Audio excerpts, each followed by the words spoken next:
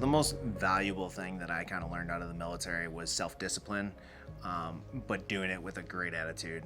I was in the Navy for 12 and a half years. I was a drone operator, direct support with the SEAL teams, flying those drones, making sure that there's no other threats coming around, giving the TAC leads essay on what's going on in the battlefield so they can make their best decision possible.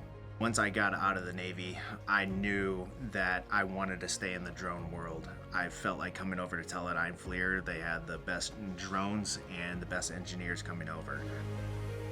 I think what Teledyne offers for veterans inside of our company is the collaboration between all different forces and different backgrounds. My boss is a Harrier pilot.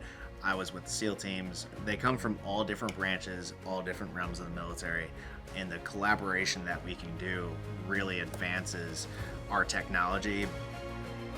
I always wanted to serve in the armed forces, so it was huge to me to serve my country.